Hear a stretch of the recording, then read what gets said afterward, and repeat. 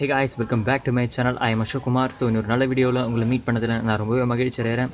And இன்றைக்கி நம்ம பார்க்க போகிற போயம் என்னென்னு பார்த்தீங்கன்னா oh what is the sound. Oh what is the sound. So இந்த கதையை எழுந்து யாருன்னு பார்த்தீங்கன்னா W.H. Auden. அண்ட் இவர் வந்து ஒரு ஆங்கிலோ அமெரிக்கன் பொயட். பேசிக்கலி இவர் வந்து எழுதுகிற கதைகள் எல்லாத்துலேயுமே வந்து ஒரு புதுமையை கலந்து, அது மட்டும் இல்லாமல் சமூகத்தில் இருக்கிற குறைகள் இதை பற்றிலாம் விமர்சனம் பண்ணி எழுதியிருப்பார். ஸோ இந்த கதையும் அப்படி தான் இருக்குது. இந்த கதையோட சென்ட்ரல் தீம் அப்படின்னு நம்ம பார்த்தோம்னா நிறைய இருக்குது. லவ், பாலிடிக்ஸ், சிட்டிசன்ஷிப், ரிலேஷன்ஷிப், இரு மனங்களுக்கு இடையே, அதாவது தனிப்பட்ட மனிதர்களுக்கு இடைப்பட்ட அந்த ரிலேஷன்ஷிப், அப்புறம் மதத்தை பற்றி, அப்புறம் அந்த நீதி மோரல்னால் நீதி கடைசியில் ஒரு நம்ம நீதி கதைகள்லாம் படிப்போம்ல. ஸோ அந்த மாதிரி இந்த போயம் முடிகிற டைமில் ஒரு கருத்து ஒன்று சொல்லுவார். ஸோ அந்த மாதிரிலாம் நிறைய இருக்குது. பட் ஆனால் நம்ம வந்து பார்க்கும்போது நமக்கு டெக்ஸ்ட்டில் எந்த அளவுக்கு கொடுத்துருக்காங்களோ இந்த போயத்தை பற்றி அந்த அளவுக்கு மட்டும்தான் நம்ம போதுமான அளவு பார்த்தா போதும். ஸோ இந்த கதையை நான் எக்ஸ்பிளைன் பண்ணுறேன். இந்த போயத்தை நான் எக்ஸ்பிளைன் பண்ணுறேன். ஸோ இப்போ நீங்கள் கற்பனை பண்ணீங்க, நீங்கள் இங்கிலாந்தில் இருக்கிற ஒரு குட்டி கிராமத்தில் இருக்கீங்க. உங்கள் குட்டி கிராமம் எங்கே இருக்குதுன்னு பார்த்தீங்கன்னா ஒரு மலை உச்சியில் இருக்குதுன்னு வச்சுக்கோங்க. ஸோ மலை உச்சிலேருந்து நீங்கள் பார்க்கும்போது இன்னும் நிறைய மலைகள், பள்ளத்தாக்குகள்லாம் தெரியும்.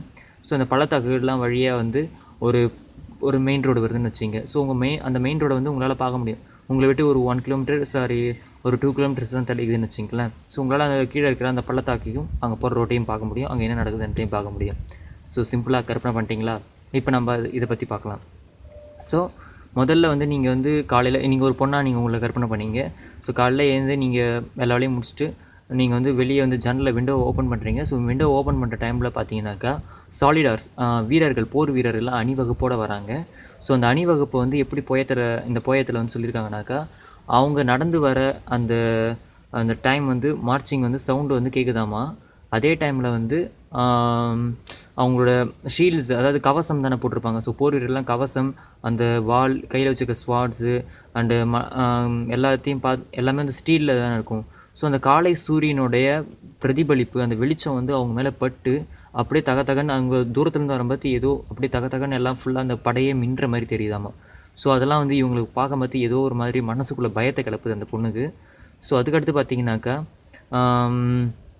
அவங்க வந்து யோசிக்கிறாங்க, ஒருவேளை இவங்க எதுக்காக வராங்க, ஏன் வராங்க, இந்த டைமில் இவ்வளோ காலையில் வந்து எதுக்காக இவங்க அணிவகுப்பு நடத்தணும், ஒருவேளை இது வழக்கமாக நடக்கிற பரேட் தானா, இல்லை ஏதாவது போர் அபாயம் வந்திருக்கா அந்த இடத்துக்கு அப்படின்னு சொல்லிட்டு அந்த மாதிரிலாம் ஏதோ யோசிக்கிறாங்க.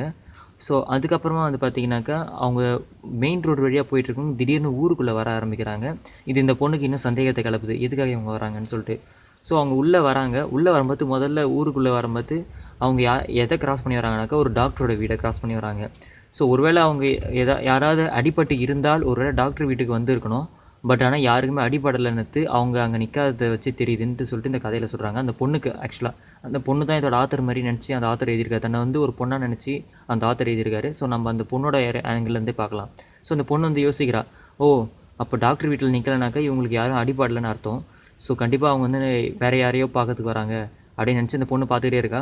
ஸோ அவங்க வந்து ரெண்டாவதாக வந்து எதை கிராஸ் பண்ணுறாங்கன்னு பார்த்தீங்கன்னாக்கா பாஸ்டரோட நம்ம பிஷப், ஓகேவா, மதத்தலைவருடைய அந்த வீட்டையும் அந்த சர்ச்சையும் கிராஸ் பண்ணி வராங்க. ஸோ அவங்க அங்கேயும் நிற்காத போது இவங்களுக்கு இந்த பொண்ணுக்கு என்ன தெரியுதுனாக்கா அங்கே யாரும் இறந்து போகலை அப்படின்னா. ஏன்னா இறந்தாங்கனாக்கா அவங்களுக்கு நிறைய ஃபார்மாலிட்டிஸ் இருக்கும், இறுதி சடங்கு, ஃபுனரல், அது மாதிரிலாம் நிறைய பண்ண வேண்டியது இருக்கும். ஸோ அந்த மாதிரி யாருக்கும் எதுவும் நடக்கலை, அதனால் அவங்க அங்கே சர்ச்சிலையும் நிற்கலைன்னு இந்த பொண்ணுக்கு புரிய வருது. ஸோ அதுக்கப்புறமா இவங்க யாரோட வீட்டை கிராஸ் பண்ணி வராங்கனாக்கா ஃபார்மர், விவசாயியோட வீட்டை. ஸோ இவங்களுக்கு எந்த உணவும் தேவையும் இல்லை, இவங்க உணவு தேவையும் இல்லாததால் இவங்க விவசாயி வீட்டையும் நிற்கலை. அப்போ யார் வீட்டுக்கு தான் வராங்க இவங்க, எதுக்காக இவங்க ஊருக்குள்ளே வராங்கன்னு சொல்லிட்டு இந்த பொண்ணு தூரத்துலேருந்து பார்த்துக்கிட்டே இருக்கா. ஸோ திடீர்னு வரவங்க வந்து வந்துட்டுருக்காங்க. அதில் வந்து பார்த்திங்கனாக்கா அந்த ஆர்மியில் அந்த ஒரு ஓரத்தில் படை வீரர்களில் இந்த பொண்ணோட தான் விரும்பின லவ்வர் அந்த பையனும் அந்த இடத்துலையே இருக்கான். ஸோ இந்த பொண்ணை வந்து அவனை பார்க்குறான், அவன் வந்து இவளை பார்த்துட்டு பார்க்காத மாதிரியே, யாருன்னு தெரியாத மாதிரியே அந்த பையன் ஆக்ட் பண்ணிக்கிட்டு அந்த போர் வீரர்கள் கூட நடந்து போயிட்டு இருக்கான். ஸோ தன்னை விட்டு அவன் விலகி போகிறான்னத்தை வந்து அந்த பொண்ணு உணர்ந்துக்கிறா. ஸோ அந்த பொண்ணுக்கு வந்து மனசு ரொம்ப ஒரு மாதிரி ஆகிடுது. என்ன இது, நம்ம காதலிச்ச பையனே நம்மளை விட்டு இப்படி எதுவும் வேறு யாரோ பார்க்குற மாதிரி விலகி போகிறானே, இவன் எதுக்காக இப்போ இந்த மாதிரி போர் வீரர்கள் கூட வரான், என்னென்னும் தெரியலையே அப்படின்னு சொல்லிட்டு அந்த பொண்ணு யோசிக்கிறா. அப்படி யோசிச்சுட்டு நீங்கள் வந்து இந்த இடத்துல நீங்கள் வந்து ஒரு பொண்ணாவே கற்பனை பண்ணணும். இதெல்லாம் ஒரு 5 நிமிஷத்துலேருந்து 10 நிமிஷத்துக்குள்ள நடக்குதான் வச்சிங்க. ஸோ அதுக்கடுத்து இந்த பொண்ணு இதை யோசிச்சுட்டே அப்படியே போய் உட்கார்ற டைமில் திடீர்னு பார்த்தீங்கன்னாக்கா அவங்களோட பூட் சவுண்ட்லாம் இது வரைக்கும் மார்ச்சிங்னா தெரியும்ல, ஸோ பரேட்லாம் எப்படி நடப்பாங்கன்னு, ஸோ ஒரே ஈவனாக நடந்து வந்தவங்க திடீர்னு அவங்க பூட் சவுண்ட்லாம் வேறு மாதிரி மாறுது. அதாவது திசைக்கு ஒரு பக்கமாக ஆளுக்கு பிரிஞ்சு ஓட ஆரம்பிக்கிறாங்க அந்த ஊருக்குள்ளே. ஸோ அந்த பொண்ணுக்கு வந்து ரொம்பவே ஹார்ட் பீட்லாம் எகிற ஆரம்பிக்குது, என்ன நடக்குதுன்னு தெரியலையேன்ட்டு சொல்லிட்டு. ஸோ அப்படி இருக்கிற டைமில் வந்து பார்த்திங்கனாக்கா திடீர்னு கதவை உடைக்கிற சத்தம்லாம் கேட்குது பல வீட்டிலேருந்து. இவங்க வீட்டும் கதவும் உடைக்கப்படுது. ஸோ கதவை உடச்சிக்கிட்டு ஒரு 4 போர் வீரர்கள் உள்ளே வராங்க. உள்ளே வந்து அவங்களோட பூட் சவுண்ட் பார்த்திங்கன்னா அந்தளவுக்கு பயங்கரமாக ஒரு ஹெவியாக ஏதோ தரையை போட்டு ஏதோ ஒன்று குத்துற மாதிரி அந்த அளவுக்கு பயங்கரமாக சத்தம் கேட்குது. ஸோ அவங்க கையில் அந்த ஸ்வாட்லாம் மின்ன அவங்க உள்ளே அந்த வீட்டுக்குள்ளே வராங்க. அண்ட் வந்துட்டு எப்படி சொல்கிறது, அவங்க கண்ணை ரேஜஸ் பார்க்கும்போது வந்து அப்படியே அவங்க தீப்பொறி பர்னிங் ஐஸ், அதாவது கண்ணில் நெருப்பு பொறி கிளம்ப அப்படின்னு சொல்கிறது. ஏதோ கொலவெறியோட அவங்க அந்த வீட்டுக்குள்ளே எல்லா வீட்டுக்குள்ளேயும் நுழையிறாங்க. ஸோ எதுக்காக நுழைஞ்சாங்கன்னு தெரியாது. பட் ஆனால் கதை நமக்கு கொடுத்த வரைக்கும் இதுதான். ஸோ அவங்க எல்லோரும் அந்த வீட்டுக்குள்ளே நுழைஞ்சிட்டாங்க. ஸோ அவனோட லவ்வரும் வந்து அந்த பொண்ணோட லவ்வரும் வந்து அந்த பொண்ணுக்கு வந்து சப்போர்ட்டாக இல்லை. ஸோ என்ன தான் நடந்தது அப்படின்றது வந்து நமக்கு தெரியாது. ஸோ நமக்கு போயத்தில் கொடுத்த வரைக்கும் நான் எக்ஸ்பிளைன் பண்ணியிருக்கேன். ஸோ இதுதான் அந்த வாட் இஸ் திஸ் சவுண்டுன்ற கதையோடது. ஸோ இந்த கதையில் வந்து லாஸ்ட்டாக என்ன சொல்லியிருப்பாங்கனாக்கா, அந்த பொண்ணோட சைட்லேருந்து பார்ப்பாங்க, இந்த உலகம் வந்து என்றைக்குமே வந்து புருட்டலாக அந்த போரில் இப்போ நம்ம வேறு யாருனா ஒரு மற்ற நாட்டு அகதிகள்லாம் எப்படி நடத்துகிறாங்கன்றதை பற்றி சொல்லியிருப்பாங்க. அண்ட் வந்து போரில் இருக்கிற இராணுவ வீரர்கள் அந்த மாதிரி ஆளுங்கள்லாம் வந்து கொடூரமானவங்களாக சித்தரிச்சிருப்பாங்க சில டைமில். நம்ம வந்து இன்றைக்கி நம்ம இராணுவ வீரர்களை உயர்வாக தான் பேசிகிட்டு இருக்கோம். பட் ஆனால் அந்த காலத்தில் வந்து அது அப்படி இல்லை. போரில் சிக்கனவங்களாம் இராணுவ வீரர்களே கொடுமைப்படுத்தின காலமும் இருக்குது. ஸோ அதை பற்றி இதில் விவரிச்சிருக்காங்க. நான் சொல்கிறது அந்த காலத்தில், இந்த காலத்தில் இல்லை. ஸோ இந்த மாதிரி நிறைய விஷயத்தில் இதை பற்றி பேசியிருப்பாங்க. இந்த கதையை வந்து நம்ம எக்ஸ்பிளைனாக பார்த்தா தான் நமக்கு வந்து இதில் நான் சொல்லியிருக்க மற்ற விஷயத்தை பற்றி, லவ் பற்றியோ இல்லை ரிலீஜியன் பற்றியோ எல்லாத்த பற்றியும் தெரிய வரும். நம்ம டெக்ஸ்ட் புக்கில் கொடுத்த அளவுக்கு நம்ம சிம்பிளாக ஞாபகம் வச்சுக்கிற வரைக்கும் தான் நான் சொல்லியிருக்கேன்.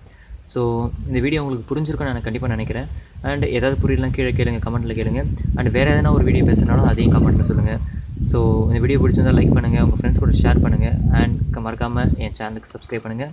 Thank you guys. Have a great day, have a great night ahead for you. Bye guys.